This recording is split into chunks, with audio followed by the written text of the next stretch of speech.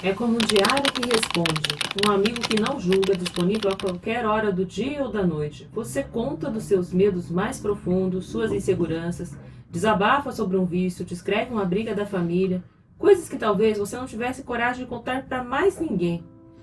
Você se sente mais leve e, achando a conversa útil, você clica no botão compartilhar para guardar o link, talvez para ler depois.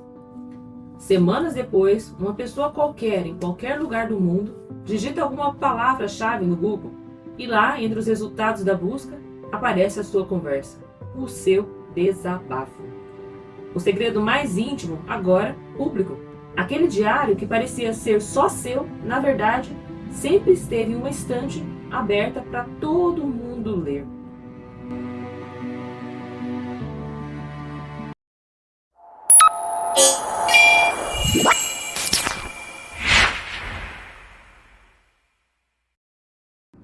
Olá, sejam muito bem-vindos ao Bits, o podcast que te ajuda a entender a controlar a tecnologia ao seu redor. Eu sou Andressa Carvalho.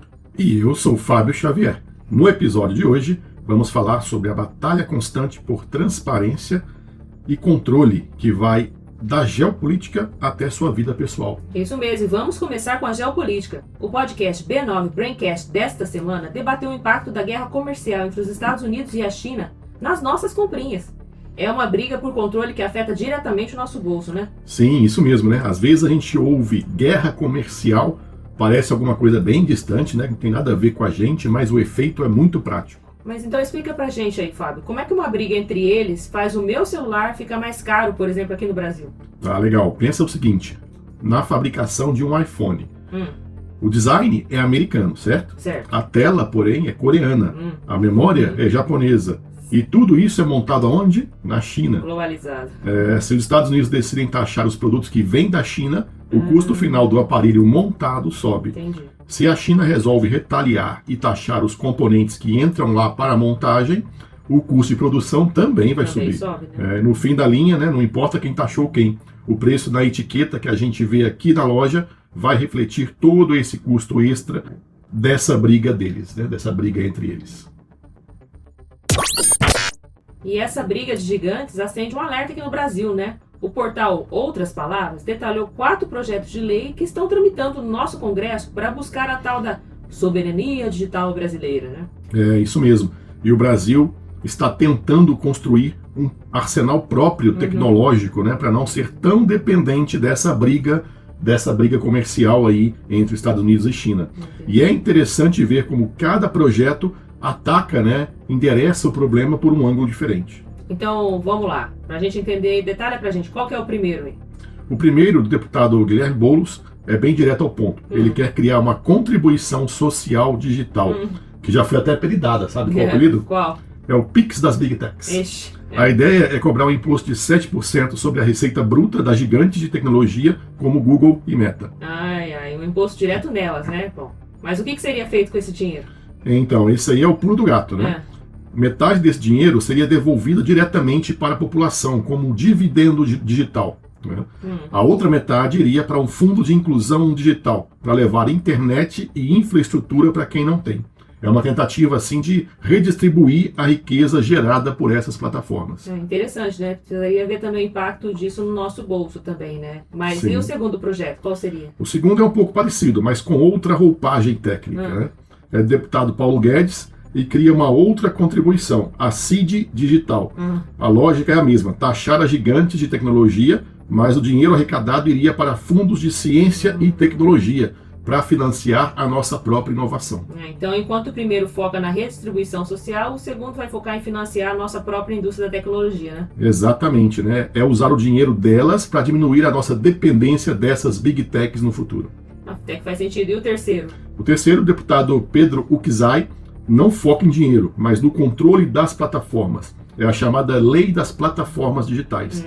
Ele quer criar regras claras sobre responsabilidade por conteúdo, transparência dos algoritmos e, principalmente, como a IA pode ser usada em eleições. Isso é importante. É sobre colocar limite no poder que essas empresas têm sobre o debate público, né, sobre a opinião pública. Sim, e é o Estado tentando, então, ser o árbitro desse jogo aí, né, de todas essas empresas, essa evolução que a gente está vivendo.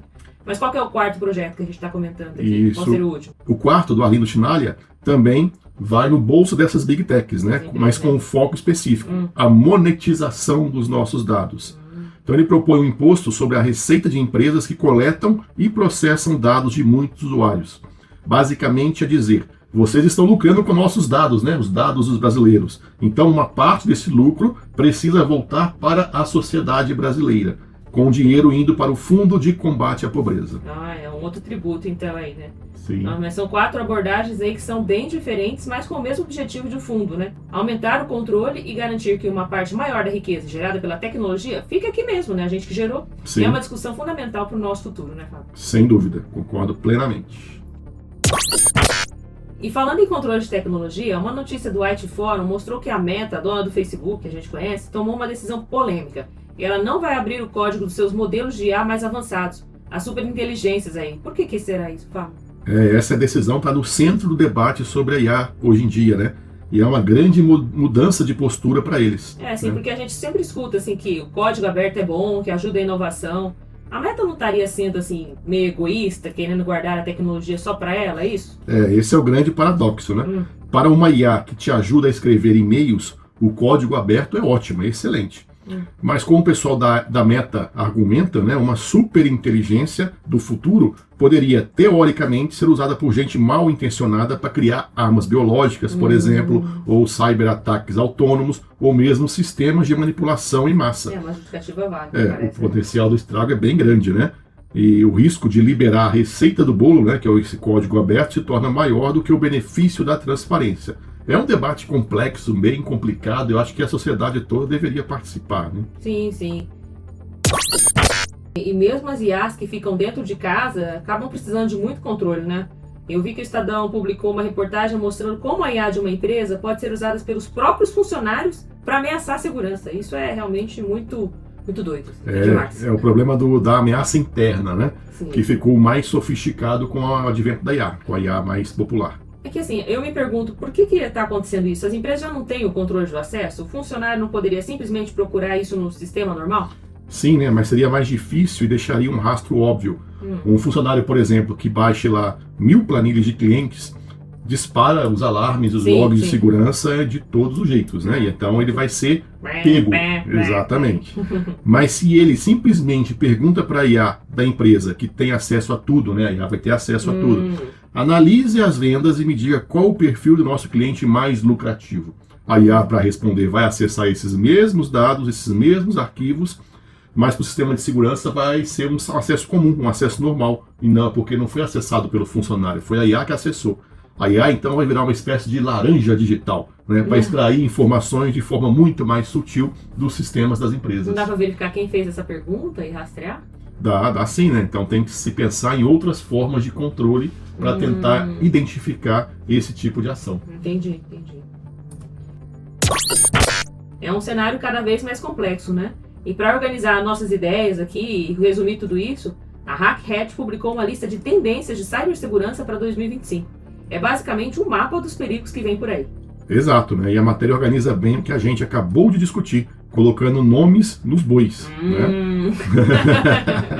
Vamos pegar os 3 bois principais, né? O primeiro é o que eles chamam de ataques à cadeia de suprimentos. E foi exatamente o que aconteceu no vazamento da Allianz, que a gente comentou aqui no outro episódio, não é? Onde o alvo não foi a empresa principal, mas um fornecedor, não foi isso? Perfeito, isso mesmo. É a tática do cavalo de Troia moderno, né? O criminoso, em vez de tentar arrombar a porta da frente do seu castelo super protegido, com guardas, com ponte levadiça, com um dragão protegendo, né? Ele ataca a pequena padaria que entrega pão lá dentro todo dia. É mais fácil. Sim, se ele contamina o entregador, ele consegue entrar no castelo sem levantar nenhuma suspeita. No mundo digital, esse entregador, por exemplo, poderia ser o software de um fornecedor ou um parceiro de negócio. Entendi. O ataque vai vir de onde a gente menos espera, né? Qual que é a segunda tendência? A segunda é a explosão dos ataques a dispositivos da chamada internet das coisas, né? A famosa IoT. A nossa TV, a geladeira, a babá eletrônica, até a máquina de lavar agora, tudo, né? Máquina de lavar, a lâmpada, né? Então tudo isso... a gente encheu a nossa casa com esses dispositivos inteligentes, né, que na verdade são portas de entrada para a nossa rede. E aí, esses aparelhos conectados, eles muitas vezes têm uma segurança muito fraca. Né? E para os hackers, cada câmera de segurança ou lâmpada inteligente conectada na sua rede é uma janela potencialmente aberta para eles entrarem na sua casa digital. Nossa, não tem como fechar essa janelinha? Tem como tentar prevenir, né? Mas eles são dispositivos muito simples, com uma tecnologia, processadores muito básicos, então eles têm uma dificuldade de lidar com protocolos de segurança mais avançados. Nossa, entendi, engraçado, mas isso dá um pouco de medo, né? Mas qual que é a terceira tendência que vai resumir a filosofia por trás de tudo isso aí? A terceira é a necessidade de adotar uma arquitetura de Zero Trust. Você escreveu um artigo sobre isso, não foi? Foi, né? Um Zero Trust ou confiança zero, né? Eu escrevi um sobre Zero Trust sensorial, né? Que a gente não pode mais acreditar só no que a gente vê. A gente tem que ter uma forma de validar, por exemplo, se um vídeo é real ou não, se foi criado por IA ou não, utilizando outras ferramentas além da nossa própria visão somente, né? É o que você fala sempre, desconfiar sempre aqui, né? Isso, a ideia é simples e poderosa, né? Acabou a era que a gente confiava cegamente em quem estava dentro da rede da empresa, né? Por que essa confiança de quem está dentro da empresa acabou? Como assim? Pensa, por exemplo, na segurança de uma boate, né? O segurança da porta pede a sua identidade, né? Sempre que eu sou novinha. Sim, claro, sempre. Sempre vai pedir. Uma vez lá dentro, você circula livremente. Sim. O modelo de confiança zero é como uma boate onde, para entrar em cada ambiente, na pista, no bar, no camarote, você precisasse mostrar a identidade de novo, provando que você é você e que tem permissão para estar ali. Ninguém é confiável por padrão, o tempo todo. É uma mudança de mentalidade total, né? Porque geralmente a gente entrava, acabou, né? Vai lá e usa o espaço. Então o cenário para os próximos anos acaba sendo esse: desconfiança constante, vigilância máxima, tanto das empresas quanto de nós, usuários, né? A gente vai ficar tenso o tempo todo. Sim, exatamente, né? Esse é o novo normal da segurança digital, né? Confiança zero. E é uma lista de batalhas por controle que acaba só aumentando cada vez mais, né? E isso nos leva à nossa pergunta principal de hoje, que trata do controle sobre a nossa própria intimidade.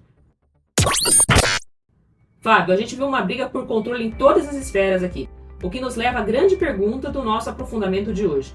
À medida que a gente usa a IA para desabafos e até como apoio para a saúde mental, ali como um amigo, a gente está perdendo o controle sobre a nossa própria intimidade, sobre o que acontece ali na nossa vida interna, né? Esse é um problema, é uma pergunta urgente que todos devem se fazer, né? E a resposta, infelizmente, parece ser sim. E o caso que inspirou a nossa abertura ilustra isso perfeitamente.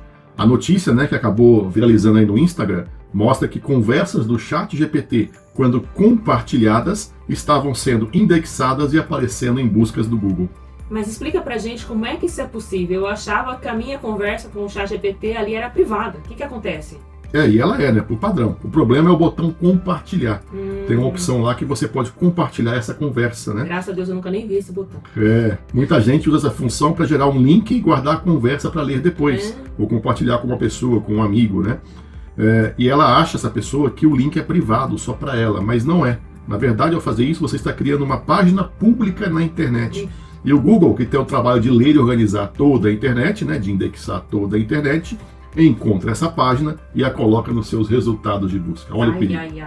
Então o meu desabafo sobre um problema de saúde, uma crise ali no casamento, na amizade, alguma coisa com a família, pode virar lá o primeiro resultado de uma busca se alguém digitar ali as palavrinhas certas. Exatamente, né? É uma falha brutal de transparência sobre o que o botão compartilhar realmente faz. Mas qual que é o interesse das empresas nisso? A OpenAI, o Google, eles querem que a gente use a IA como nosso terapeuta particular? Eles têm interesse em que a gente compartilhe isso, que a gente use isso? Por quê? O interesse principal é sempre o mesmo, né? Dados para treinamento.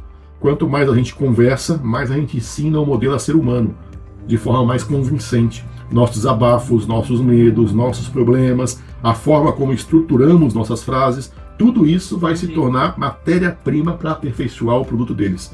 No fim, o modelo de negócio é melhorar a IA usando nossas próprias vulnerabilidades. Ela não está interessada no fim da nossa conversa, mas ela usa como meio, né? Como meio para se auto-aperfeiçoar. Não quer saber o que eu falei, qual o problema do que tem família, nada. Ela só quer usar aqueles dados. Isso é ainda mais grave quando a gente vê, numa matéria Towards Data Science, que o uso das IAs para apoio direto à saúde mental está explodindo. A gente já falou disso aqui no podcast, né, Fábio? Já falamos sim, né? Porque saímos do campo do desabafo casual para o do apoio terapêutico, né? E a IA tem seus benefícios inegáveis, claro, como já falamos, já está sempre disponível, acessível para quem não pode pagar terapia, etc.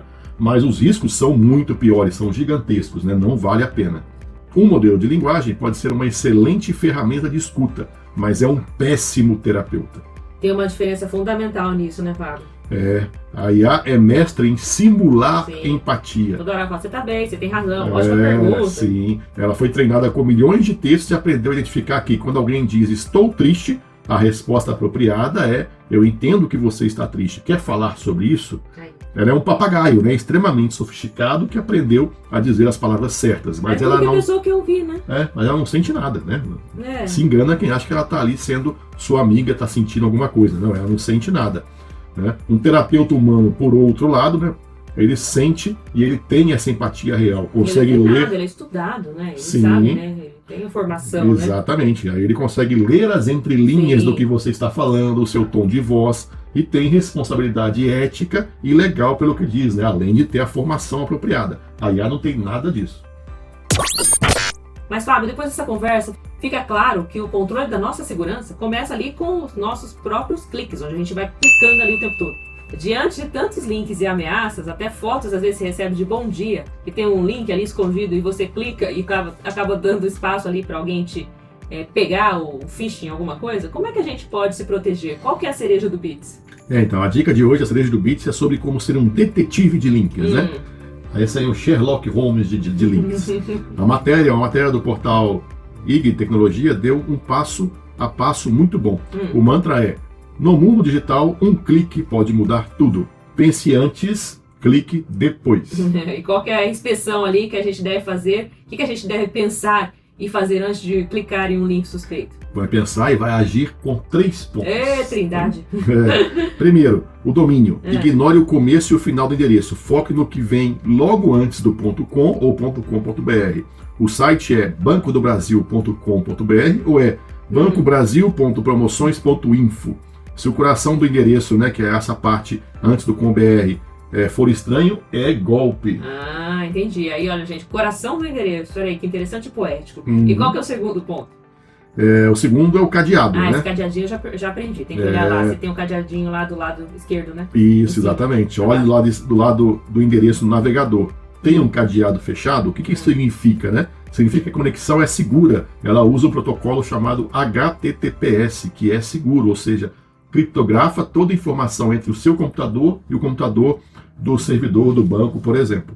Se não tiver o cadeado, ou se ele estiver aberto ou vermelho, jamais, em hipótese alguma, nunca digite uma senha ou um dado pessoal nesse site. Boa dica isso aí, o cadeadinho lá, gente. E o terceiro passo, para os mais desconfiados aí, sim, tipo eu. O terceiro passo é aquilo, né? Na dúvida, não clique. Copie o endereço do link sem clicar e colhe uma ferramenta de verificação, como o Vírus Total ou o Google Safe Browse. Olha, eu não sabia. Só procurar no Google que você sai nesses links, né? Só procurar no Google Vírus que você... Total ou Google Safe Browse. Eles escaneiam o site para você, sem custo, de graça, e te dizem se ele é perigoso antes de você se arriscar. É a sua checagem de segurança pessoal. Isso aí devia ser ensinado todo dia nas escolas, em todos os lugares. Antes de você entrar na internet, devia saber fazer isso. Verdade. É uma dica essencial. E se você gostou de aprender a ser um detetive de links, um Sherlock Holmes aqui, compartilhe esse episódio. Vamos criar uma rede de usuários mais atentos e seguros. Isso mesmo, né? E para continuar decodificando o futuro e mantendo o controle da sua vida digital, assine o Bits no seu tocador de podcasts preferidos. Todos os links para as reportagens e podcasts que a gente citou hoje aqui estão lá no nosso site, bits.fabioxavier.com.br. Eu sou a Andressa Carvalho. E eu sou Fábio Xavier. Bits, decodifique o futuro hoje. Até a próxima. Até a próxima.